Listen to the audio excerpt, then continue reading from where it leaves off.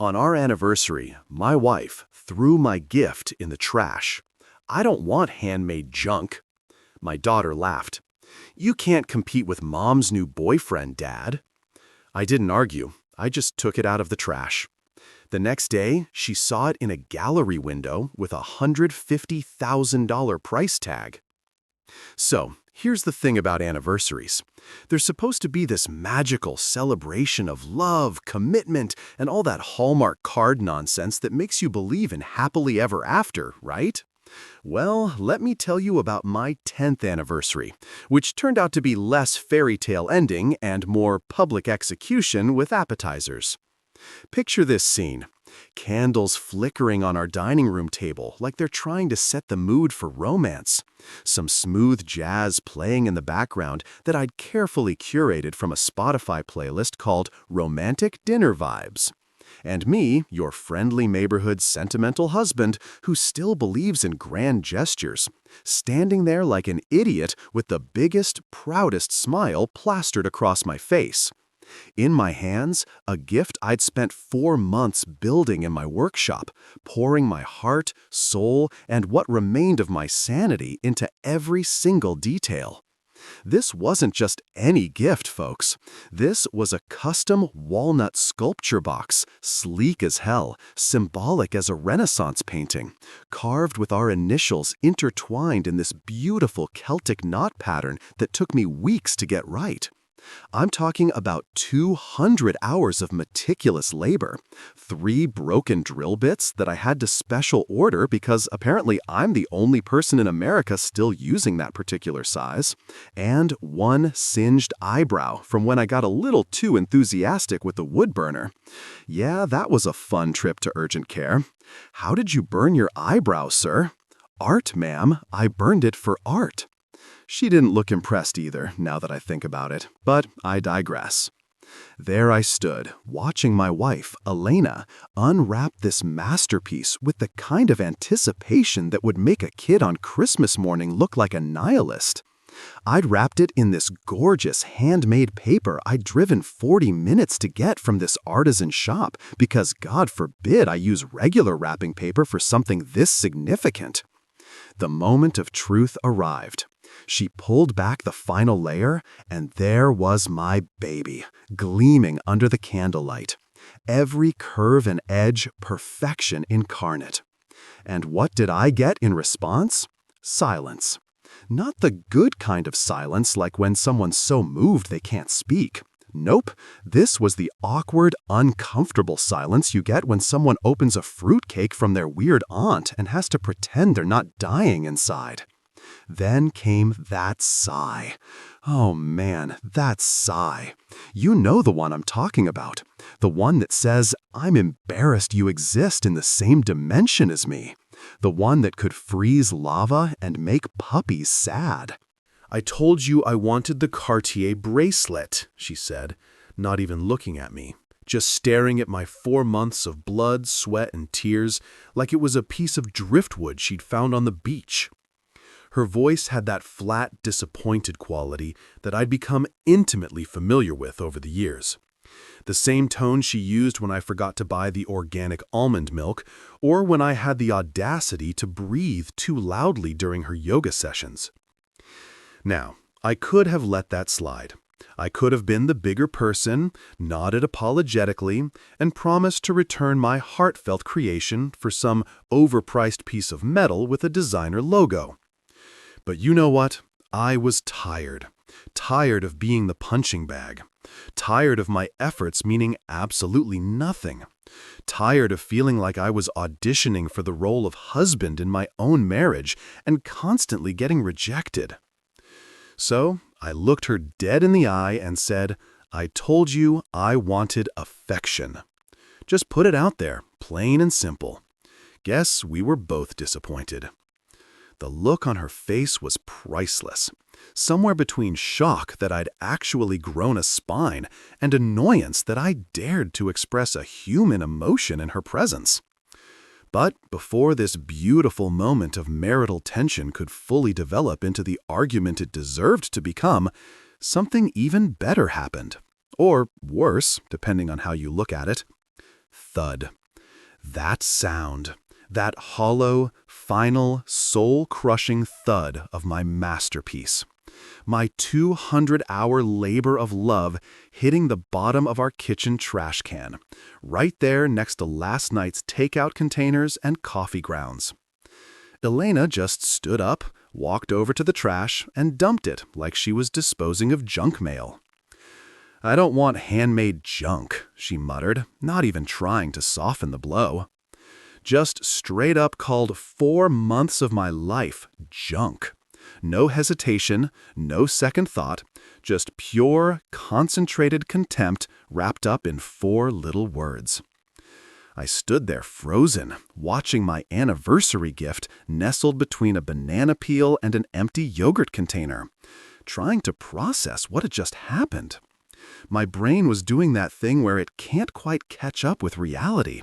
Like when you're watching a horror movie and the monster appears, but your mind needs a second to register that, yes, this is actually happening, and yes, you should probably scream now. But wait, it gets better. Because just when I thought this anniversary couldn't possibly get any more humiliating, my teenage daughter, Chloe, decided to chime in from her throne on the living room couch, where she'd apparently been watching this entire disaster unfold like it was her personal entertainment for the evening. She actually giggled, like a cute little laugh that would have been adorable in any other context, and said, "Come on, Dad, you can't compete with Mom's new boyfriend. He buys designer stuff." "Excuse me? What? New boyfriend?" She said it so casually, so matter-of-factly, like she was commenting on the weather or mentioning that we were out of milk. My 15-year-old daughter just confirmed that my wife had a boyfriend, new boyfriend, implying there had been others, and she did it with the same energy as someone ordering a pizza. Meanwhile, Elena didn't even flinch, didn't deny it, didn't show even a microscopic hint of shame or regret. She just picked up her phone and started scrolling, like Chloe had mentioned what she ate for lunch. I stood there in that moment, candles still flickering stupidly, jazz still playing its smooth, oblivious tunes, looking between the trash can holding my heart and the family that had just collectively decided I wasn't worth basic human decency. And you know what the worst part was? Some tiny, pathetic part of me was still thinking, maybe I should have just bought the bracelet. Because that's what years of this kind of treatment does to you. It makes you think that somehow, some way, you're the problem. That if you'd just been better, done more, tried harder, maybe you'd be worth loving. But standing there, looking at my daughter smirking at her phone, and my wife already texting someone, probably the boyfriend with the designer budget, something clicked. Not dramatically, not like a movie moment with swelling music, just a quiet, simple realization. I was done. Done apologizing for being thoughtful, done feeling guilty for not being rich enough or cool enough or whatever enough. Done letting these people make me feel small. Though I didn't know it yet, that trash can was about to become the best thing that ever happened to me. Funny how that works, isn't it?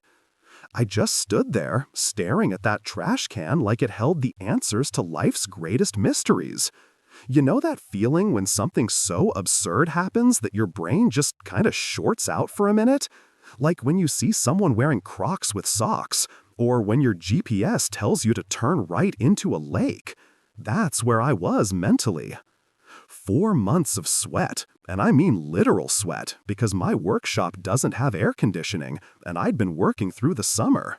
With dust that had infiltrated every possible crevice of my body, including places I didn't know could dust.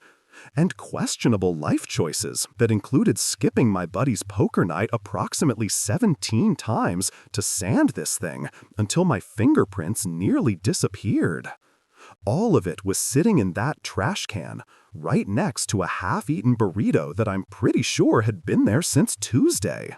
The rational part of my brain was screaming at me to say something, to defend myself, to stand up and declare that this was unacceptable behavior and demand the respect I deserved as a human being and husband.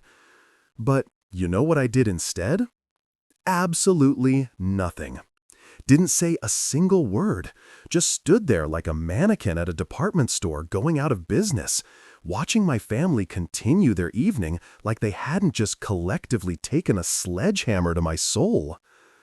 Elena had already moved onto the couch, getting comfortable with her phone, while Chloe was doing that thing teenagers do where they're simultaneously on their phone, watching TV, and judging you all at the same time, multitasking at its finest. After what felt like an eternity, but was probably only 30 seconds, I walked over to the kitchen closet and pulled out my work gloves, the heavy-duty ones I use for rough carpentry, because, God forbid, I touch something that's been in the trash with my bare hands. Some dignity had to be maintained here, even if I was literally dumpster diving in my own kitchen. I reached into that trash can, carefully navigating around the burrito remains and what appeared to be an empty container of Greek yogurt, and pulled out my sculpture, my baby, my masterpiece, my 4-month testament to the fact that I still believed in romance like some kind of delusional Disney character. And you know what? It had salsa on it. Actually had salsa on it. A little orange glob of what I think was chipotle salsa sitting right there on the corner where I'd spent 6 hours perfecting the curve. 6 hours of my life, now accessorized with Mexican condiments. I grabbed a paper towel and wiped it off, being as gentle as possible. Because even though this thing had just been trash canned by the woman who promised to love me forever, I still cared about it. Funny how that works. I had more respect for this piece of wood than my own wife had for me. Waste management with feelings, I muttered to myself. And honestly, that should be my new brand. Forget carpenter, forget artisan, forget husband. I'm now officially a waste management specialist who happens to have emotional depth. Put that on a business card and see how many networking events I get invited to. I carefully wrapped the sculpture in an old towel, making sure to protect it from any further indignity, because apparently it needed a bodyguard from my own family. Meanwhile, from the living room, I could hear Elena's voice getting all animated and giggly. You know that tone, the one she used to use when we first started dating, back when I apparently still had value as a human being. Yeah, that one. Except now it was directed at her phone screen. I glanced over, and sure enough, she was on FaceTime with someone. The angle of her phone and the way she was twirling her hair like a teenager at a boy band concert told me everything I needed to know. This had to be Mark, the boyfriend, the designer gift-buying, yacht-having Mark that my daughter had so casually mentioned approximately 10 minutes ago. I caught a glimpse of the screen, because of course I looked, I'm only human, and yep, there he was. Square jaw, perfect hair that probably required more product than a small salon, and what appeared to be a nautical-themed background that screamed, "I own a boat and I need you to know about it." Elena was laughing at something he said. That genuine, full laugh that I hadn't heard directed at anything I'd said in probably 3 years. Maybe 4. Who's counting? Me. I'm counting, obviously. So I told the guy at the marina, Mark was saying, his voice coming through the phone speaker because Elena apparently wanted everyone to hear this riveting tale, that if he couldn't get the teak refinished by Friday, I'd take my business elsewhere. You have to be firm with these people. This guy was talking about boat maintenance workers like he was a plantation owner discussing the help, and Elena was eating it up like it was the most fascinating conversation in human history. I looked down at my sculpture, now safely wrapped in its towel, and then back at Elena giggling at yacht stories. The contrast was almost poetic. Here I was, holding something I'd created with my own 2 hands, something that represented actual effort and thought and care, while she was drooling over a guy whose biggest accomplishment today was probably choosing between salmon and tuna for lunch on his boat. Both involve fish. Real tough decision there, Mark. But you know what? I wasn't even angry anymore. Somewhere between fishing my artwork out of the garbage and listening to marina management tips from Captain Abs, I'd crossed over into this weird zen state of not giving a damn. It was liberating, honestly. Like when you're so tired that you become wide awake, or so hungry that you stop feeling hungry. I'd reached peak emotional capacity, and my brain had just decided to check out for a bit. I quietly grabbed my keys from the hook by the door, picked up my towel-wrapped sculpture, and headed toward the garage. Elena didn't even notice.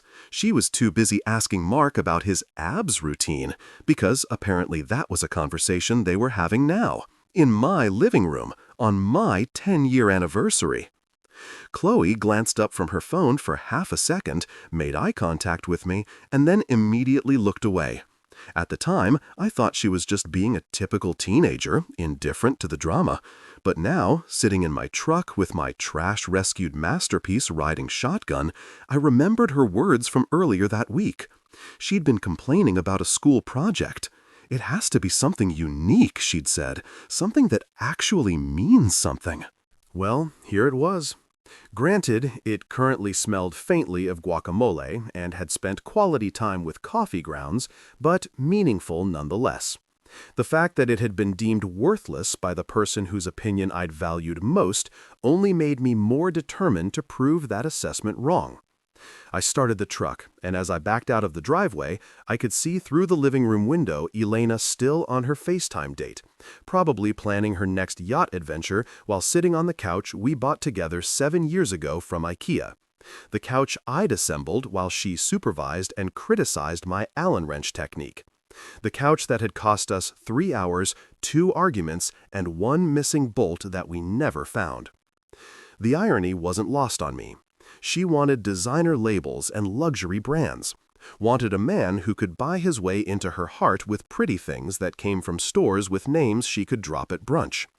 But what she'd thrown away was something you couldn't buy in any store, something that represented time and effort and actual human emotion, concepts that apparently weren't valuable anymore in the Elena economy. As I drove toward downtown, the sculpture secured safely beside me, I felt something I hadn't felt in years: purpose. Not the obligatory purpose of being a husband or a father or a guy who shows up to his job every day. Real purpose. The kind that makes your chest feel tight and your hands grip the steering wheel a little harder. I was going to show this piece to Lillian Albright, and whatever happened next, at least I'd know I tried. At least I'd know that one person with actual taste and knowledge would see what I'd created and judge it on its merits, not on whether it came in a Cartier box. The city lights reflected off my windshield as I headed toward the gallery district. And for the first time that night, hell, for the first time in months, I smiled. Not a fake smile, not an everything's fine smile, but a genuine, slightly manic smile of a man who just decided to bet on himself. Destination: Albright Gallery. Mission: prove that handmade isn't junk. Status: smelling like Mexican food, but determined as hell. The Albright Gallery sat on 5th Street like a sophisticated lady at a dive bar, completely out of place, but somehow making everything around it look worse by comparison. The building was all glass and clean lines, with those fancy spotlights that made everything inside look like it belonged in a museum or a really pretentious Instagram post. I pulled up to the curb, my beat-up pickup truck looking absolutely ridiculous next to the Tesla and Mercedes parked nearby. And for a second, I questioned my entire plan. What was I doing here? I was a guy who built stuff in his garage, not some fancy artist with a beret and strong opinions about postmodernism. But then I remembered the sound of my sculpture hitting that trash can. And suddenly, I didn't care how out of place I looked. I grabbed my towel-wrapped masterpiece and walked up to the gallery entrance, which had those heavy glass doors that probably cost more than my truck. Through the window, I could see Lillian Albright herself standing near a marble sculpture that looked like someone had sneezed and accidentally created art. She was in her 60s, silver hair pulled back in this elegant bun that screamed, "I have taste, and you probably don't." Wearing all black like she was either very sophisticated or heading to a really upscale funeral. The woman had this presence about her, the kind of person who could look at a painting and tell you it was garbage or genius with equal conviction, and you'd believe her either way.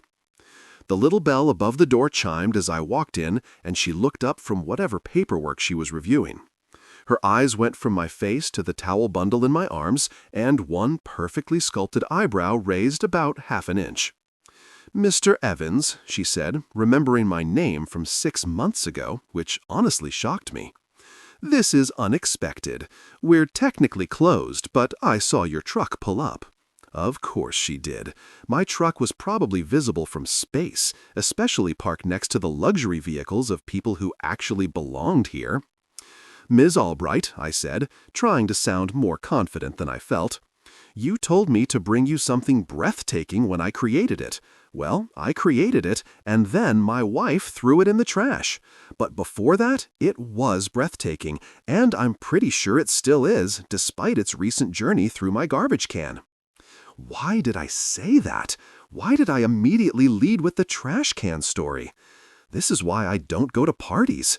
I have the social skills of a confused golden retriever. But instead of looking at me like I'd lost my mind, which would have been fair, she just smiled. Not a polite smile, but a genuine, amused smile that made her eyes crinkle at the corners. "Well, now I'm intrigued," she said, setting down her papers and gesturing toward the examination table near the back of the gallery. "Let's see what was worthy of garbage can exile." I carefully unwrapped the sculpture, peeling back the towel like I was revealing a sacred artifact, which, in my mind, it kind of was. The gallery's lighting hit it immediately, and I swear the thing seemed to glow. All that walnut grain I'd spent weeks selecting, the way the wood curved and flowed like water frozen in time, the intricate Celtic knot with our initials that now felt more ironic than romantic, it all came together under those professional lights in a way my workshop's fluorescent tubes could never achieve. Lillian went completely silent. Not uncomfortable silence, but that focused, intense silence of someone actually seeing something. She moved closer, and I watched as she ran her fingers over the grain with the kind of reverence usually reserved for religious relics. "This is exceptional," she finally said, her voice quiet but firm. "The craftsmanship is masterful. The emotion is palpable. This isn't just woodworking, Mr. Evans. This is art." She looked from the sculpture to me, her expression completely serious. "I want to display this, front window, and I want to auction it. Starting bid, $100,000. I'm pretty sure I stopped breathing. $100,000? I managed to choke out for something that was in my trash can 2 hours ago? "Especially because it was in your trash can," she said, a sly smile playing on her lips. "The story is part of the art now. The rejection, the redemption, it adds layers. Collectors eat that up. This piece has something most art doesn't, a proven history of being undervalued and overlooked. Now it's our job to show everyone what they missed." She walked around the table, examining the sculpture from every angle. "The wood grain here," she said, pointing to a particularly complex section, "it tells a story of growth, of time. And this knotwork, it's supposed to represent unity, yes? But there's a tension here, a pull in opposite directions. It's actually more powerful now, given the context." I just stood there, trying to process the whiplash. From handmade junk to 6 figures in under an hour, my brain felt like it was buffering. 6 figures, I repeated, my voice coming out higher than I intended. For something that spent the night with coffee grounds and what I'm pretty sure was expired hummus? I was still stuck on the trash can thing. Apparently, trauma has a way of fixating on specific details. Mine just happened to be garbage-related. 6 figures, she confirmed, nodding slowly. This is modern organic minimalism, pure art.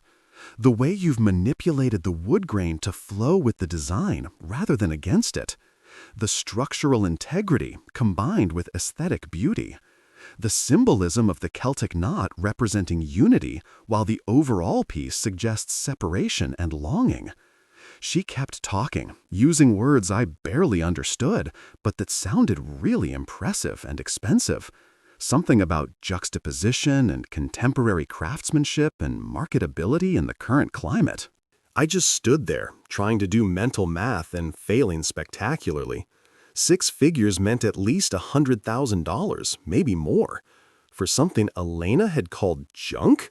For something that had taken me 200 hours, 3 broken drill bits, and 1 singed eyebrow? The math was suddenly looking a lot better on my end. That was $500 an hour if it sold for the minimum. My day job paid me $35 an hour to build custom cabinets for people who mostly just complained about the price. I'll handle everything, Lillian continued, already moving into business mode with the efficiency of someone who'd done this 1,000 times. Window display, insurance, auction listing. I have collectors who specifically look for pieces like this, organic, meaningful, with a story. She paused, giving me a sly smile. And trust me, the story of a man whose wife threw away a 6-figure piece of art because she wanted a bracelet, that's marketing gold. People eat that stuff up. It's romantic and tragic and has a beautiful screw you energy that the art world absolutely loves. Wait, she wanted to use my humiliation as a selling point? My marriage falling apart was going to be part of the gallery description? I should have been offended. Should have felt like my privacy was being invaded. But you know what? I didn't care. Not even a little bit. If my pain and Elena's terrible judgment could be converted into cold, hard cash, then by all means put it on a billboard, skywrite it, take out a Super Bowl ad for all I care. Leave it with me, she said, and it wasn't really a question. This woman was used to getting what she wanted, and right now she wanted my sculpture in her gallery. I'll have contracts drawn up tomorrow. Standard gallery representation agreement. We take 30% commission, you get the rest. Insurance covers it from the moment it leaves your hands. We'll photograph it, catalog it, and I'm thinking we feature it in the front window for at least 2 weeks before the auction. Build up some buzz, get people talking. 30% seemed like a lot until I did the math and realized that 70% of 6 figures was still way more money than I'd ever made from woodworking. Hell, it was more money than I'd made from anything, ever. My entire financial existence up until this moment had been about budgets and coupons and figuring out how to make $50 stretch until next payday. The concept of having real money, life-changing money, was so foreign that my brain kept trying to reject it like a bad organ transplant. I nodded, trying to look like I totally expected this outcome, like I walked into fancy galleries and sold 6-figure art pieces all the time. Sounds good, I said, going for casual and probably landing somewhere around constipated. Let's do it. Inside, my inner broke carpenter, the one who'd been clipping coupons and buying the store-brand cereal for a decade, just straight up fainted. Just collapsed on the floor of my consciousness and started making snow angels in imaginary money. Lillian smiled, the kind of smile that suggested she knew exactly what was going through my head and found it adorable in a look at the peasant discovering wealth kind of way. Wonderful. I'll call you tomorrow with the details. For now, leave this beauty with me. I promise she's in good hands. She gestured to the sculpture with genuine affection, like it was a living thing she was adopting, rather than an inanimate object she was preparing to sell. I took one last look at my creation, sitting there on her fancy examination table under perfect lighting, finally being appreciated by someone who understood its value. 4 months of work, one marriage-ending argument, and a brief stint as garbage had led to this moment. Sometimes life has a weird sense of humor. You know, sometimes the trash can is actually the first step toward treasure. "Take care of her," I said, feeling only slightly ridiculous for referring to a wooden box as her. But after everything we'd been through together, me and this sculpture, we'd bonded. We were trauma survivors together, refugees from the same disaster zone called my marriage. "I will," Lillian promised. And somehow, I believed her. This woman looked at my art and saw value. Real, actual 6-figure value, which was approximately 6 figures more than my wife had seen. But who's counting? Me. Still me. Always counting. I walked out of that gallery feeling like I was floating, my footsteps not quite connecting with the ground in any meaningful way. The bell chimed again as I left, and I stood on the sidewalk for a moment, looking at my reflection in the gallery window. Same guy who'd walked in 10 minutes ago, but somehow completely different. Same ratty jeans and work boots, but now they belonged to a guy whose art was about to be displayed in a legitimate gallery, with insurance and everything. My phone buzzed. A text from Elena. "Where are you? You just left." I looked at the message, then at the gallery, then back at the message. "Busy," I typed back. "Building an empire while you build a relationship with Mark's abs. Priorities." I hit send before I could second-guess it, because apparently finding out your art is worth 6 figures gives you a confidence boost that makes you temporarily brave, or stupid. With me, it's usually a coin flip. 2 days later, I was in my workshop pretending to be productive while actually just staring at my phone like a teenager waiting for their crush to text back. Lillian had said she'd get the sculpture displayed and send me photos, but part of me, the pessimistic part that had been carefully cultivated over 10 years of marriage, was convinced that she'd wake up, realize the piece was actually garbage like Elena had said, and quietly donate it to Goodwill. That's just how my luck usually worked. Build up hope, watch it crash, repeat until dead inside. But then my phone buzzed, and there it was, a text from Lillian with 3 photo attachments. My hands were literally shaking as I opened the first one, which is ridiculous because I'm a grown man and it's just a picture. But apparently my nervous system didn't get that memo. The image loaded, and I swear I stopped breathing for a solid 5 seconds. My sculpture. My junk. It was sitting in the front window of the Albright Gallery, perfectly positioned under what had to be professionally designed lighting that made it look like it was glowing with some kind of holy aura. The walnut grains seemed to shimmer under those lights, every curve and detail highlighted in a way that made it look like something you'd see in a museum next to a velvet rope and a security guard named Frank who takes his job way too seriously. And there, right underneath it, on a sleek little gold plaque that probably cost more than my monthly grocery budget, were the words that made my heart do this weird skippy thing. Handcrafted resonance, $150,000. $150,000. They put a price on it that was somehow even more insane than the 6 figures estimate. That was a house down payment. That was a new truck.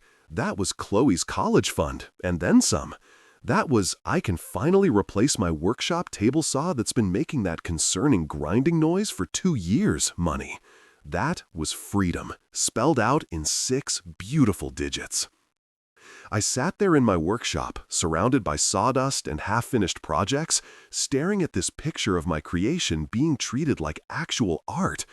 And I felt this weird emotional cocktail of pride, vindication, and the overwhelming urge to screenshot this and send it to Elena with a message that was 100% petty and 0% mature. Guess which option I chose? If you guessed be the bigger person, you don't know me at all. But before I could compose the perfect sarcastic text, my phone buzzed again. This time it was a message from my buddy Mike. "Dude, is that your piece in Albright's window? Just walked by with Sarah. That price tag is insane." Then another buzz, this time from my cousin Jessica. Excuse me? Are you secretly rich and just never told the family?" And then another from someone I hadn't talked to in 3 years. Saw your sculpture downtown. Congrats, man. Apparently, word traveled fast in this city. The Albright Gallery was located on 5th Street, right in the heart of downtown, where people actually walked around and did things like window shopping and having a social life. It was basically the perfect location for everyone and their mother to see my work, including, and this is where it gets good, the brunch place 2 blocks away where Elena liked to have her weekly brunches with Mark and Chloe. I didn't have to wait long for that particular shoe to drop. Approximately 10 minutes after Mike's text, my phone lit up with Elena's name. And let me tell you, the preview of her message was chef's kiss beautiful. What the hell is your trash doing in Albright's window? I opened the full message, which was somehow even better than the preview suggested. What the hell is your trash doing in Albright's window? Everyone is talking about it. Mark just asked me if you're some kind of famous artist now? This is embarrassing. Why didn't you tell me you were going to do this? We should talk about this. That piece was for us, for our anniversary, and now it's in a public window with a ridiculous price tag.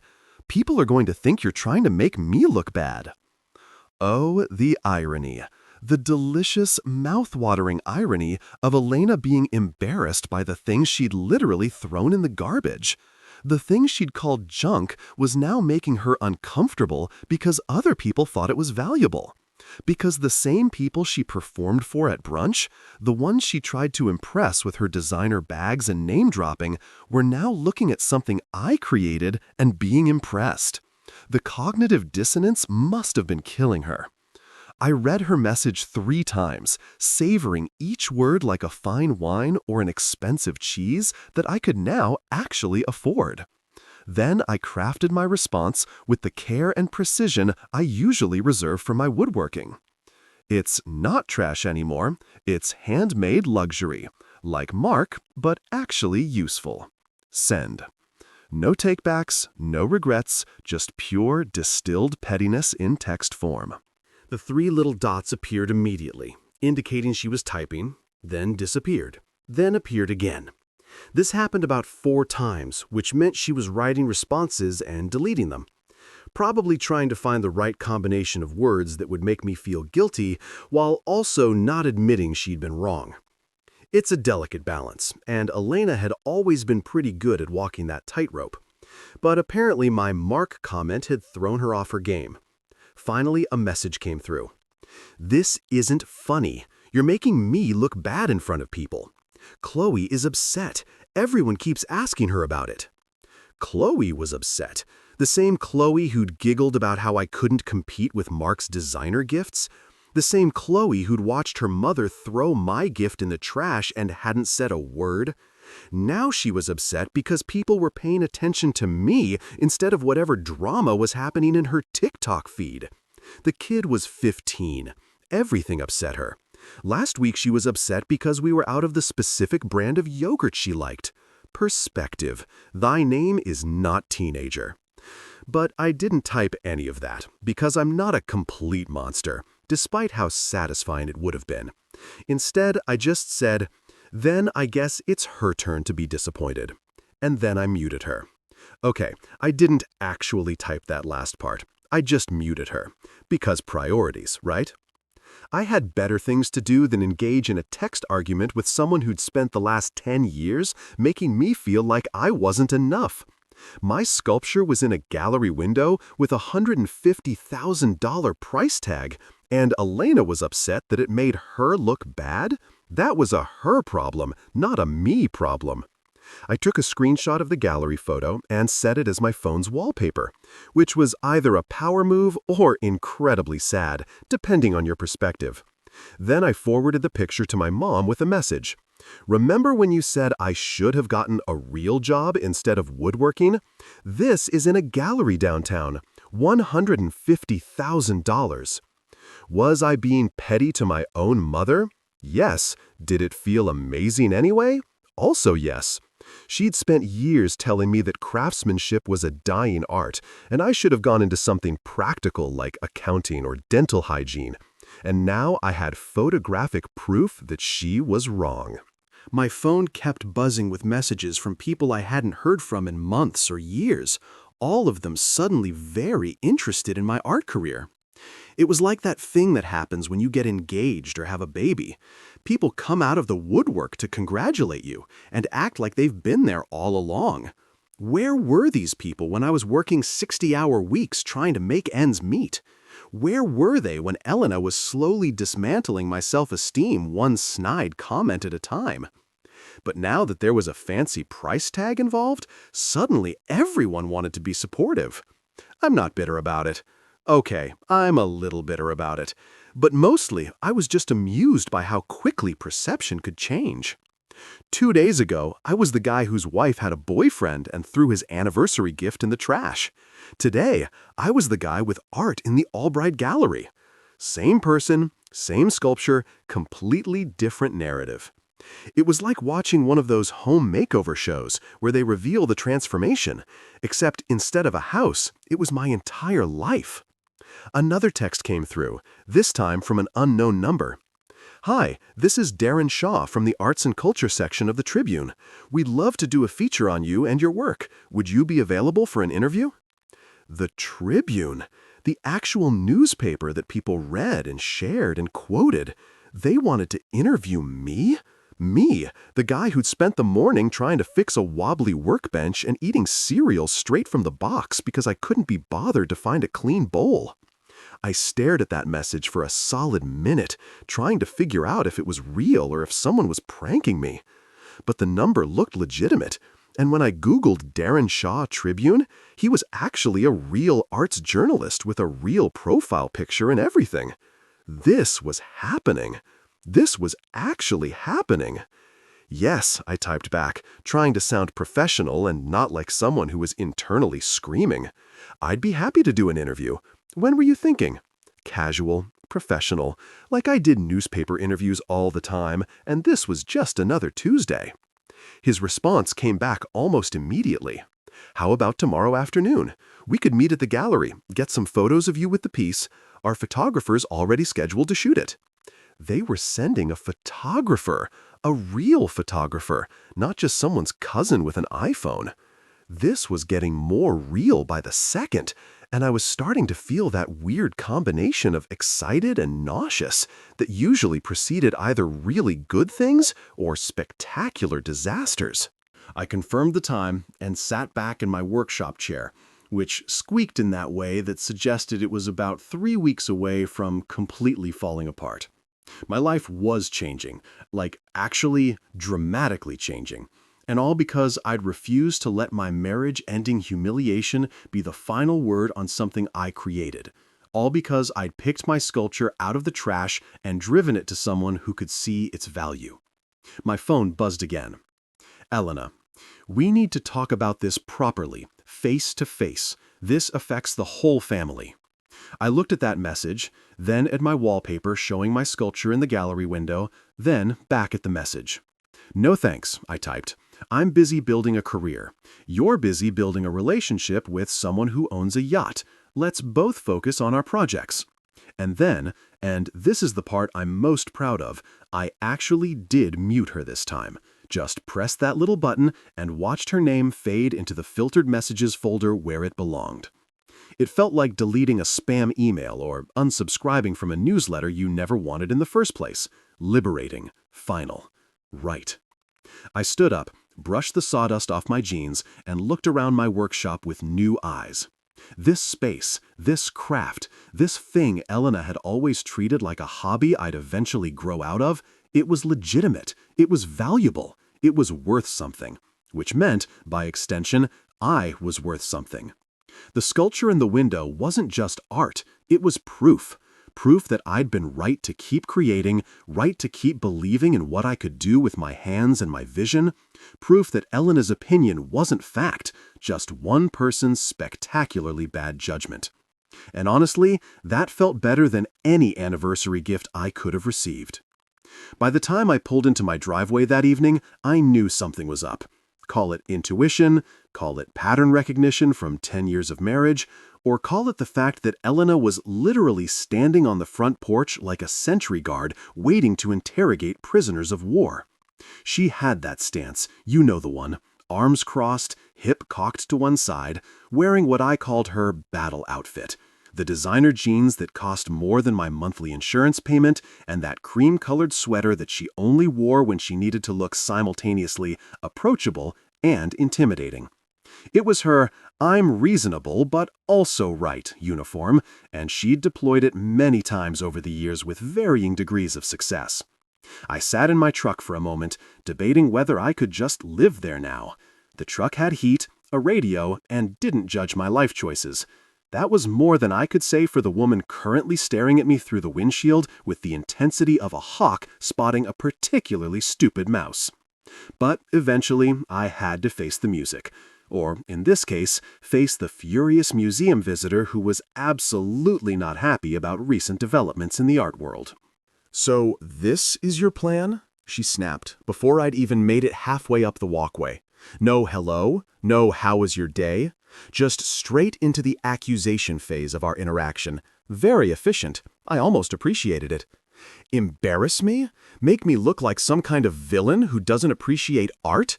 Everyone at brunch was talking about it. Everyone. Sarah showed me the photo on her phone like I didn't know it existed. Do you know how humiliating that was? I stopped walking and just looked at her for a moment. Really looked at her. This woman who I'd spent a decade trying to please, trying to be enough for, trying to prove my worth to, she was standing here on our anniversary week complaining that I'd embarrassed her. Not that she'd hurt me, not that she'd thrown away something I'd spent months creating, not that she'd been conducting a whole relationship with Captain Abs while still wearing her wedding ring. No, the problem was that I'd embarrassed her at brunch. Priorities. "No," I said, keeping my voice level and calm in a way that I knew would irritate her more than yelling ever could. "My plan was to give you something from the heart. The embarrassment part was your idea. You threw it in the trash, remember? I just picked it up and took it somewhere people would appreciate it.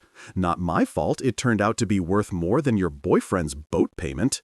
Her face did this interesting color-changing thing, going from pale to pink to almost red in the span of about 3 seconds. It was like watching a time-lapse of a sunset, except angry and on a person. "That's not fair," she said, and I almost laughed, because suddenly fairness was a concern now, after everything? But then something shifted in her expression. The anger melted away like ice cream on a hot sidewalk, replaced by something softer, more calculated. I'd seen this transition before. It was her pivoting strategy, the one she used when the direct approach wasn't working. Time to try manipulation through sweetness. "Look," she said, her voice dropping into that gentle tone she used to use when we were dating, back when I still thought that tone was genuine affection and not just a tool in her arsenal. "Maybe I overreacted. It's actually beautiful. I can see that now. Everyone can see that now." "Now," I repeated, emphasizing the word. "You can see that now. After a gallery put a price tag on it. After people you want to impress told you it was valuable. Funny how that works." She waved her hand dismissively, like my point was a fly she could just shoo away. "Details. The important thing is that it's worth a lot of money.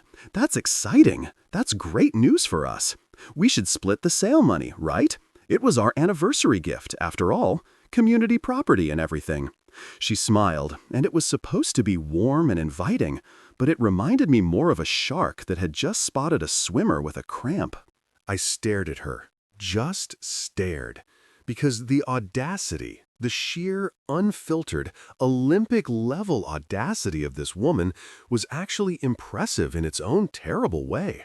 "Split?" I asked, wanting to make sure I'd heard correctly. "Elena, you threw it out. You literally called it junk and threw it in the trash next to leftover Mexican food.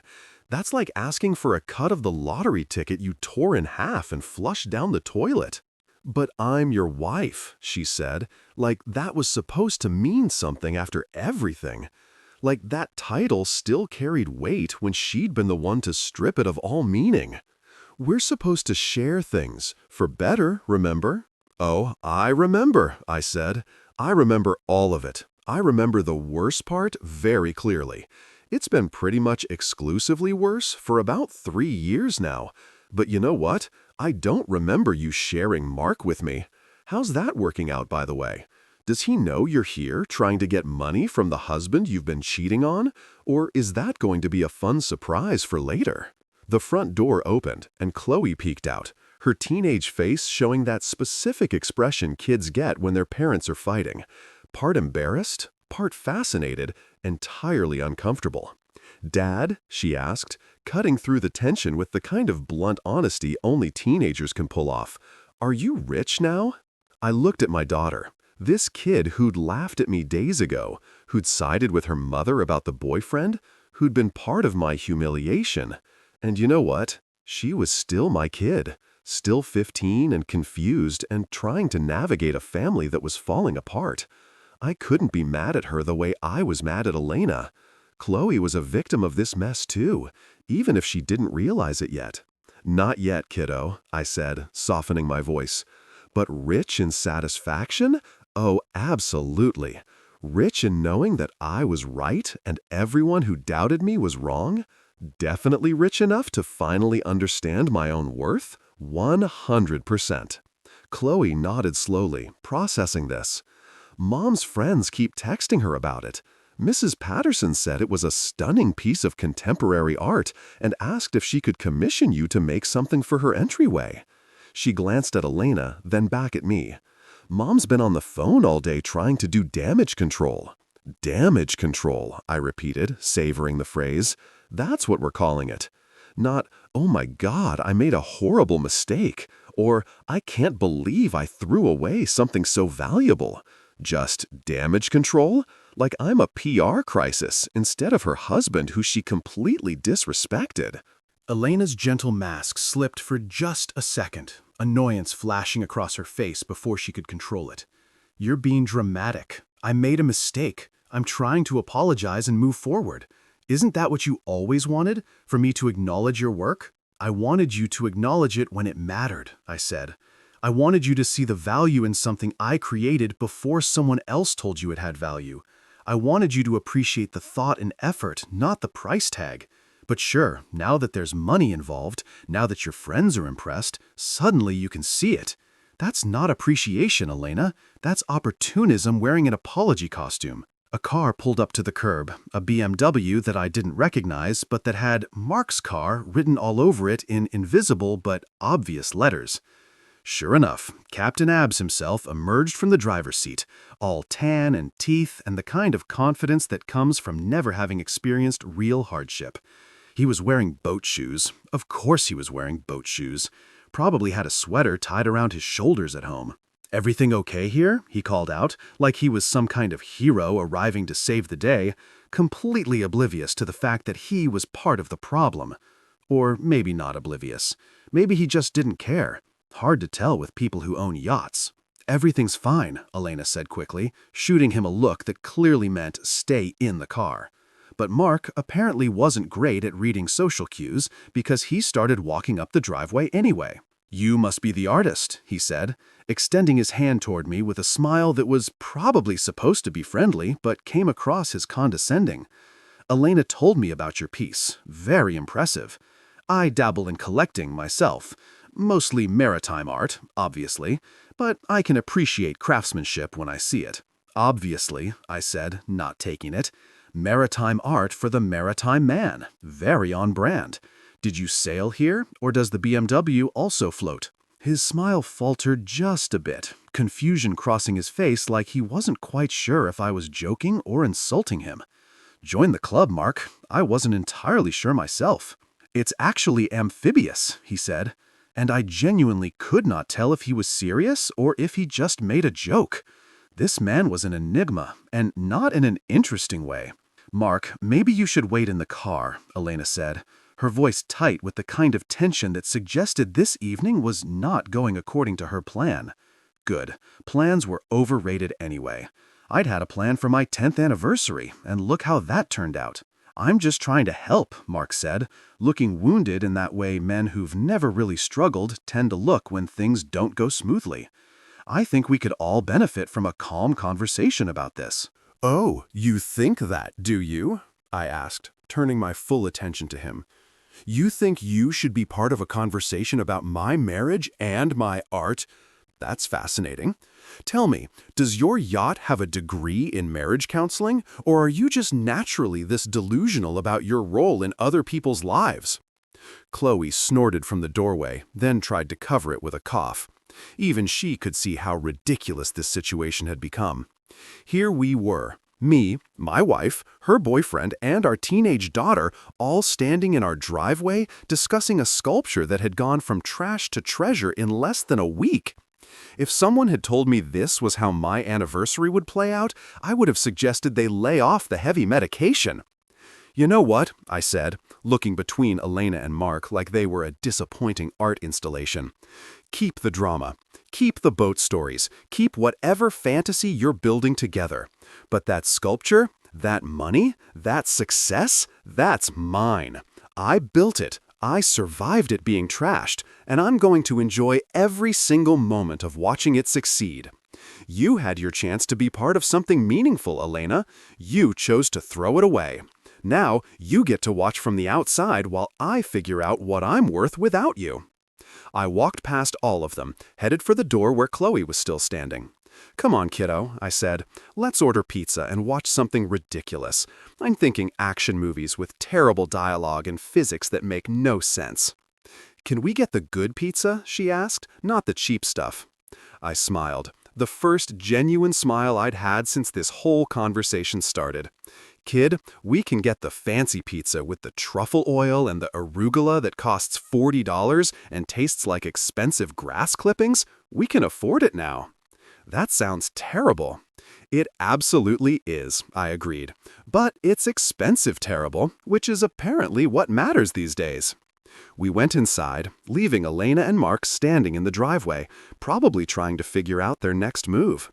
Through the window, I could see them talking, Elena gesturing animatedly while Mark nodded with that serious expression people get when they're pretending to understand something complex. My phone buzzed. "Elena, this conversation isn't over." Me, "Yes, it is. The only thing that's not over is my career. That's just getting started. You wanted designer gifts? Well, congratulations. I'm about to become one. Enjoy brunch." Chloe looked over at me from where she was pulling up the pizza menu on her phone. "Dad?" "Yeah?" I'm sorry I laughed about the gift. It wasn't funny. I walked over and hugged her, because at the end of the day, she was still my kid, still learning, still figuring out how to be a decent human in a complicated world. "It's okay. You're 15. Everything's funny when you're 15, even things that shouldn't be." "I think it's cool," she said quietly. "The sculpture. I looked at the pictures online. It's really beautiful. I didn't see it before, but I see it now." "Now is better than never," I said, and I meant it. At least someone in this family was capable of growth. Saturday morning arrived with the kind of perfect weather that felt almost insulting in its cheerfulness. Bright sunshine, birds chirping like they were auditioning for a Disney movie, the whole works. I'd barely slept the night before, tossing and turning like a rotisserie chicken, my brain refusing to shut up about everything that could go wrong. What if nobody bid? What if Lillian had overestimated the value? What if the whole thing was just an elaborate prank, and I'd wake up to find out the art world was collectively laughing at the delusional carpenter who thought he was special? I was sitting at my kitchen table, nursing my third cup of coffee, and seriously considering a fourth when my phone rang. Lillian's name flashed on the screen, and my heart immediately started doing that annoying thing where it forgets how to beat at a normal rhythm. I answered on the second ring, trying not to sound like I'd been sitting here waiting desperately for news like a teenager hoping their crush would text back. "It's sold," Lillian said, not even bothering with a greeting. Her voice had this quality of barely contained excitement, like she was trying to be professional but was also internally screaming. "Full asking price, $150,000. I nearly dropped my coffee. Like, Actually nearly dropped it. Had to do that awkward fumble where you're trying to keep liquid from spilling while also processing information that your brain is convinced can't possibly be real. The mug hit the table harder than I intended, coffee sloshing over the side and creating a small brown puddle that I just stared at because my motor functions had apparently taken a vacation. "Say that again?" I managed, my voice coming out weird and strangled, like I was being choked by my own disbelief. $150,000, she repeated, slower this time, enunciating each word like she was talking to someone who just suffered a minor head injury, which, emotionally, wasn't that far off. A private collector from Seattle. She saw the window display, came in for the auction preview yesterday, and made an immediate offer for the full asking price. Said she'd never seen organic minimalism executed with such raw emotional honesty. Her words, not mine, though I happen to agree. Raw emotional honesty. That was one way to describe pouring your heart into something only to have it literally trashed by the person you made it for. I guess heartbreak does make for good art. All those tortured artists throughout history were onto something. Maybe I should thank Elena for the trauma. Kidding. Absolutely kidding. I'd rather eat my own sawdust. After gallery commission, Lillian continued, and I could hear her smiling through the phone, your cut is $105,000. Wire transfer should hit your account by Tuesday. Congratulations, Mr. Evans. You're officially a successful artist. $105,000. I tried to do the math on what that meant, but my brain had apparently forgotten how numbers worked. That was more than I made in 2 years at my day job. That was more than I'd ever had in my bank account at one time in my entire life. That was, I can actually breathe for the first time in a decade money. That was, maybe I don't have to live paycheck to paycheck until I die money. I'm going to need you to repeat that one more time, I said, because apparently I'd turned into a person who needed constant confirmation that good things were actually happening, just so I know I'm not having some kind of breakdown and imagining this entire conversation. She laughed. That genuine, warm laugh of someone who genuinely enjoyed their job and got satisfaction from making other people's dreams come true. It's real, very real. Check your email. I just sent you all the documentation, sales agreement, transfer details, authentication certificates. You'll want to save all of this for tax purposes. Speaking of which, you should probably talk to an accountant. This is going to affect your tax situation pretty significantly. Tax problems. I was going to have tax problems because I made too much money. What a beautiful, weird, completely surreal problem to have. I'll figure that out, I said, still not entirely convinced this wasn't an elaborate hallucination brought on by too much coffee and not enough sleep. Thank you. Seriously. Thank you for seeing something in my work when everyone else saw trash. Everyone else was wrong, she said simply. It happens more than you'd think in this industry. Some of the most valuable art started out misunderstood or underappreciated. You're in good company. We said our goodbyes, and I just sat there for a minute, staring at my phone like it might suddenly admit this was all a joke. But it didn't. The call log showed Lillian's number. My email notification showed a new message with the subject line, Sculpture Sale, Final Documentation. This was happening. This had happened. Past tense. Done deal. I opened my banking app, even though I knew the money wouldn't be there until Tuesday, just to look at my current balance. $3,478.92. By Tuesday, that number was going to have 5 more digits in front of it. The thought was so absurd that I actually laughed out loud, sitting alone in my kitchen like a crazy person, just laughing at my phone and my coffee and the general absurdity of life. My first thought, and I'm not proud of this, but I'm being honest here, was to text Elena. Not to gloat exactly, though there would definitely be some gloating involved, but more to show her definitively that she'd been wrong, that her judgment of my work had been catastrophically incorrect, that the thing she'd thrown away was worth more than her designer handbag collection combined. But then I remembered that I'd muted her, and also that I was trying to be a better person than the petty impulses screaming in my head. Instead, I made a list. An actual physical list on paper, because I'm old-fashioned that way, and there's something satisfying about writing things down with an actual pen. First priority, mortgage. We'd been living with this thing hanging over our heads for 8 years, never quite able to make extra payments, always just scraping by with the minimum. I pulled up the mortgage account online. $167,000 remaining. I could pay that off entirely and still have plenty left over. No more monthly payments.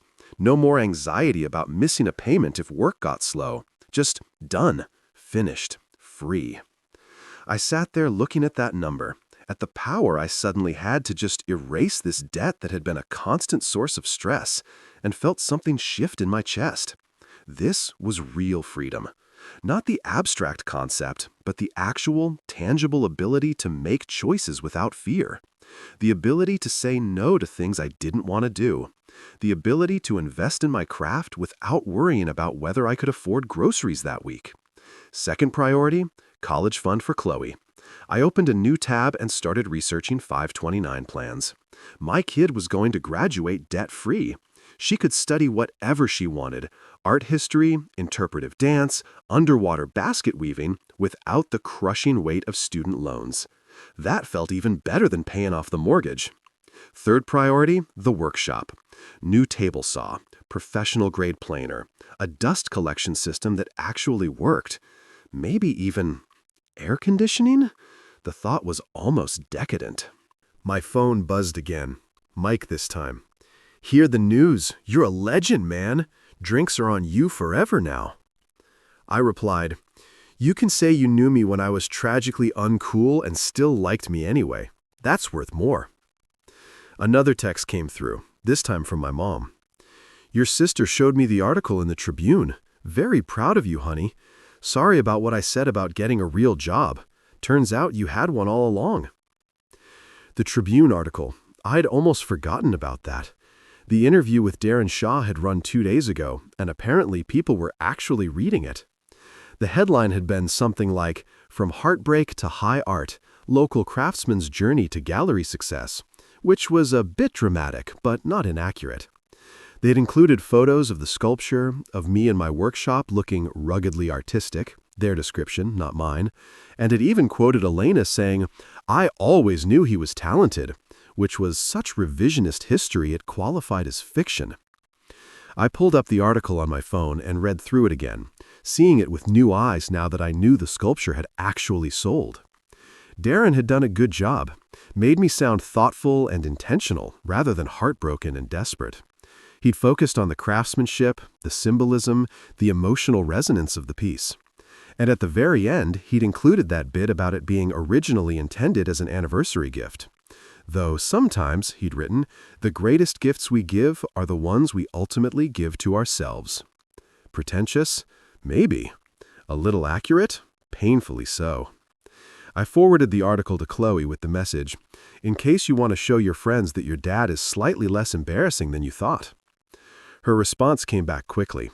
"Dad, this is actually really cool. Can I show my art teacher? She's always talking about finding your voice through your work and stuff.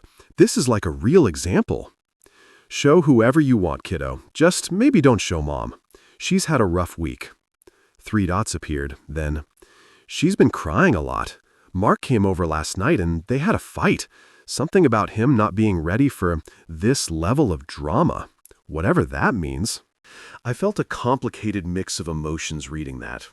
Part of me, the petty part that I was trying to suppress, felt satisfied that Elena's perfect relationship with Captain Abs wasn't so perfect after all. But another part, the part that had loved her for 10 years and still remembered why, felt bad that she was hurting. Even if she'd caused most of her own problems, even if she'd hurt me first and worse. I wasn't built to enjoy other people's pain, unfortunately. "Sorry to hear that," I typed back, and I actually meant it. "You doing okay?"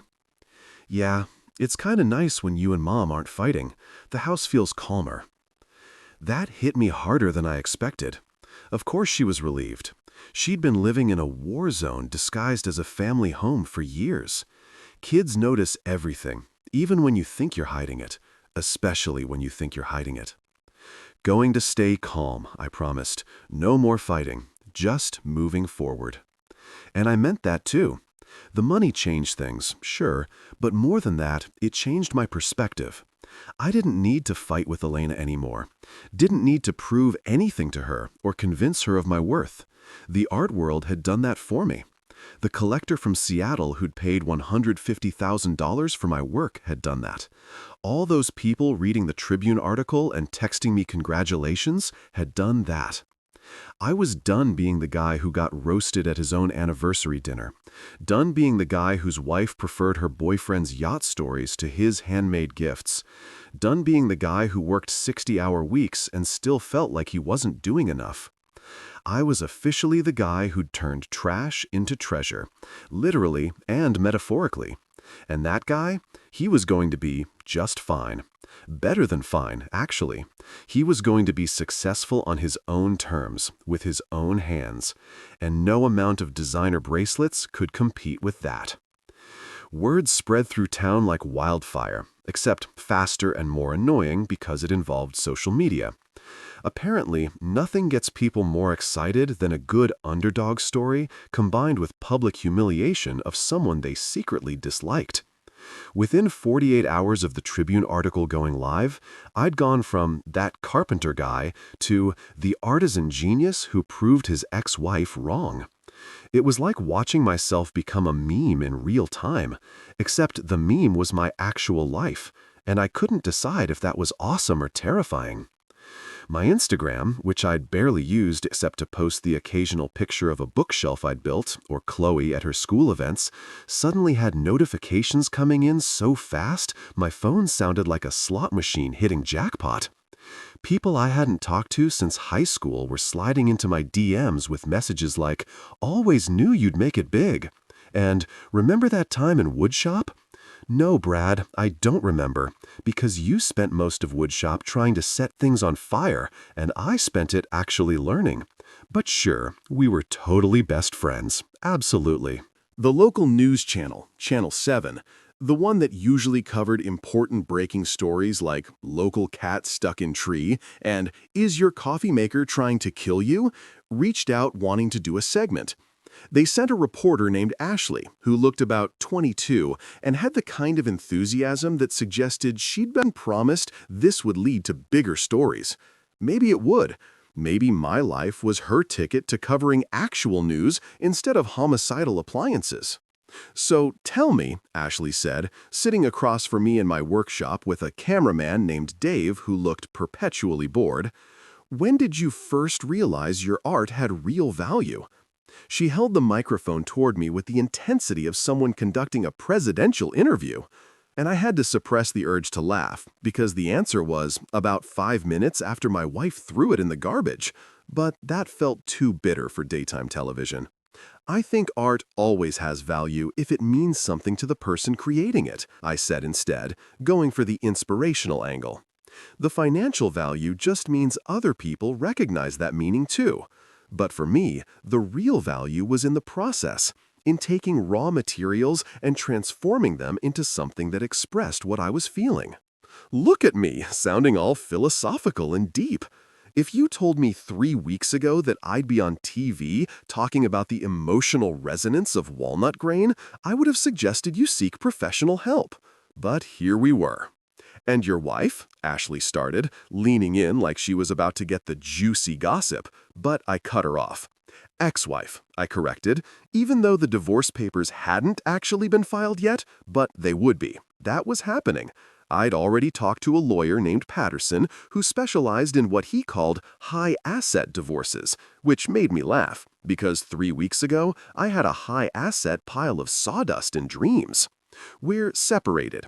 She's moving on with her life, I'm moving on with mine. That's all that needs to be said about that. Ashley looked slightly disappointed that I wasn't going to trash-talk Elena on camera, but she recovered quickly. "Well, your work is certainly moving forward. I understand you've received several commission requests." That was an understatement. My email inbox looked like it had been attacked by wealthy people with too much disposable income and a sudden desperate need for handcrafted furniture. A guy from Connecticut wanted a dining table that could seat 12 and capture the essence of family. A woman from Portland needed a meditation cabinet that promoted spiritual alignment. Someone from New York just sent me a message that said, "Money is no object. Make me something amazing," which was both the best and most stressful commission request possible. I confirmed. It's been overwhelming, honestly. I'm just one guy with a workshop, not a factory. But I'm working on building a backlog of designs and figuring out what projects speak to me. I don't want to just chase the money. I want to create things that matter. Dave, the cameraman, actually looked up from his camera at that, raising an eyebrow like he was impressed or surprised, or possibly just had an itch. Hard to tell with Dave. The interview wrapped up after about 20 more minutes of me trying to sound wise, and Ashley trying to make my workshop look more artistic than place where wood goes to become other wood. They got some B-roll of me sanding a piece of cherry wood, which felt performative, but whatever. This was television. Everything was performative. After they left, I checked my phone and found a notification that made me genuinely laugh out loud. Elena had posted on Facebook. On her public, everyone can see this Facebook page, a photo of us from our wedding day, with the caption, "Proud of my ex's talent. Some people are meant to shine, even if the timing wasn't right for us. Hashtag my ex." She'd actually written "my ex," and then followed it with a heart emoji, like that combination made any sense. Like you could claim ownership of someone while simultaneously acknowledging they were no longer yours. The mental gymnastics required for that post deserved a gold medal. I scrolled through the comments because I'm only human, and humans are nosy creatures who enjoy watching drama unfold, especially when it's their own drama. Sarah from brunch, "So classy of you to support him." Linda, "It takes a strong woman to celebrate an ex's success." Mark's comment, which he'd clearly been forced to write, "Great guy, great artist." And then, buried in the middle, a comment that made me actually laugh so hard I snorted. Jenny Martinez, "Weren't you just posting about how handmade gifts were tacky? This was like 2 weeks ago." Oh, Jenny. Bless you, Jenny Martinez, whoever you are. Some hero we don't deserve, but definitely need. I couldn't help myself. I know I shouldn't have. I know it was petty, and I know it violated my promise to stay above the fray. But I commented anyway. Ex confirmed. Thanks for the support, though. I think we both know the timing was perfect, just not in the way you expected. Then I screenshot the whole thing and sent it to Mike with a message. "She called me her ex on Facebook. It's official." His response, "Dude, she's trying to ride your coattails to relevance. Don't let her." Too late. Already commented. I'm petty and I've accepted it. Respect on your pettiness. It's called authenticity. I was still grinning at my phone when another notification popped up, this time from Lillian. "Check your email. Another opportunity." The email was from a magazine called Artisan Living, one of those glossy publications that people kept in their living rooms to look cultured, but never actually read. They wanted to do a full feature spread on me, my workshop, my process, my inspiration. 6 pages, professional photography, the works. They were calling it "From Garbage to Gallery, the Resurrection of Handmade Art in the Digital Age." Everyone was really leaning into the garbage angle. I was going to have to put that on my business cards at this rate. David Evans, garbage artist, specializing in trash-to-treasure transformations. But underneath the sarcasm, I felt something I hadn't felt in years. Pride. Real, genuine, uncomplicated pride in what I'd accomplished. Not pride in making someone else happy or meeting someone else's expectations, but pride in my own work, my own vision, my own stubborn refusal to let someone else's judgment define my worth. I responded to the magazine with a professional, "I'd be honored to participate" message, because apparently I was a professional now who participated in things rather than just a guy who made furniture in his garage while listening to classic rock and occasionally talking to himself. My phone rang, a number I didn't recognize with a Seattle area code. I almost didn't answer, assuming it was another reporter or commission request that could wait, but something made me pick up.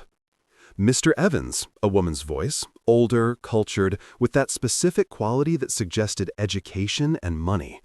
This is Margaret Chen. I'm the collector who purchased your sculpture. Oh, the woman who'd spent $150,000 on my heartbreak crystallized in walnut? The woman who'd validated everything I'd been trying to prove. Miss Chen, I said, trying to sound calm and collected rather than like I was internally freaking out, thank you. Thank you for seeing value in the piece. It means more than you probably realize. I read the Tribune article, she said, and I wanted you to know the piece is extraordinary, yes, but the story behind it is what made it truly valuable. Art that comes from genuine emotion, from real human experience, that's what transcends.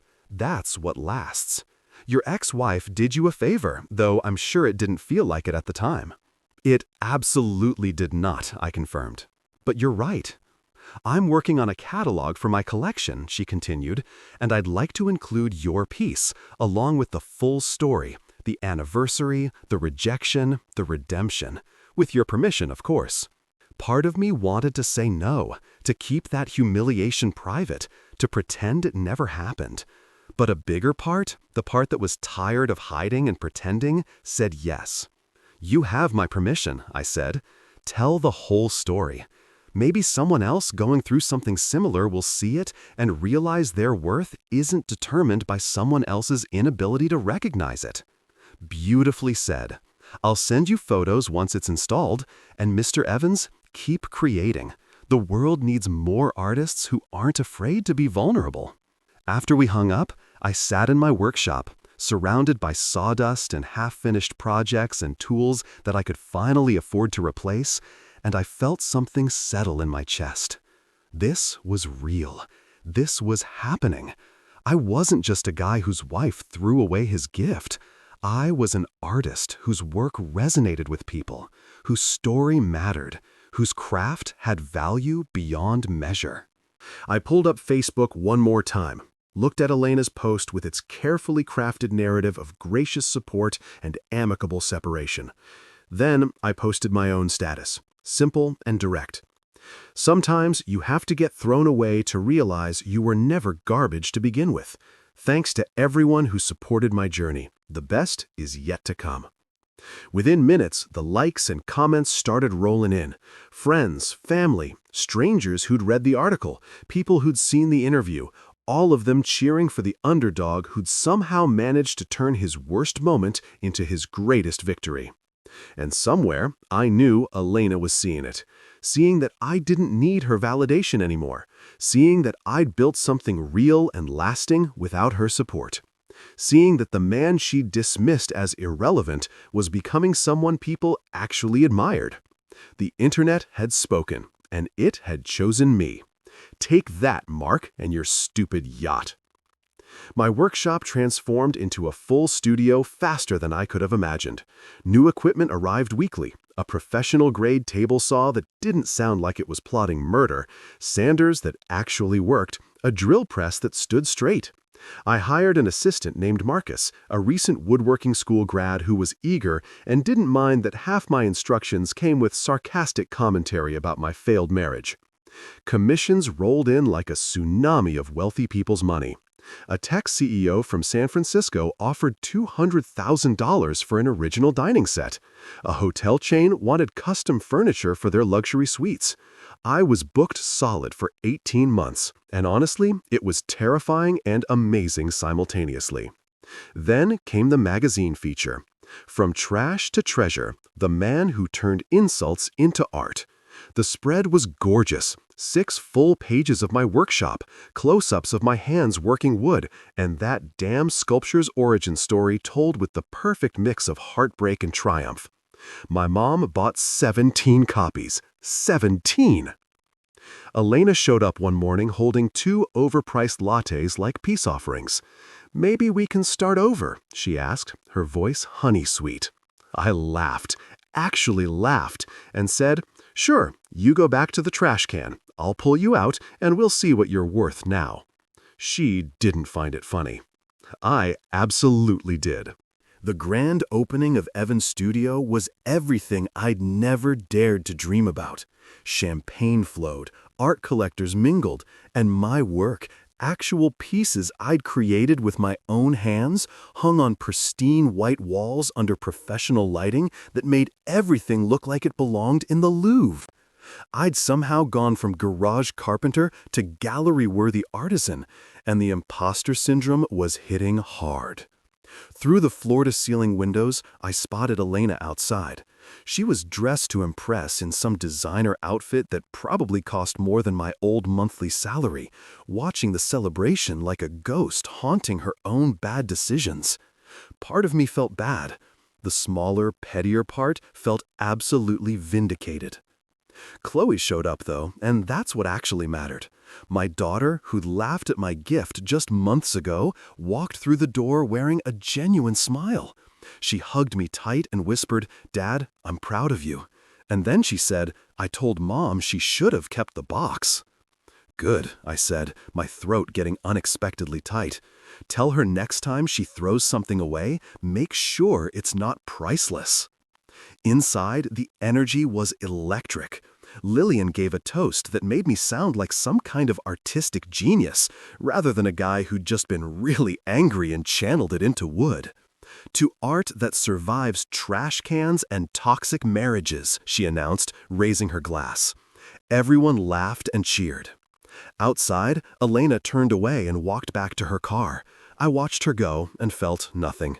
No anger, no satisfaction, no residual love, just the quiet peace of knowing I'd moved on to something better. This was the real win. Not the money or the fame, but the freedom to finally be myself without apologizing for it. Now I sell out exhibitions across the country. People actually fly in to see my work. The guy whose wife called his art junk? Museums reach out. Collectors bid against each other. My pieces start at 6 figures and only go up from there. It's absolutely insane, and I'm living for every moment of it. Elena tried emailing last month.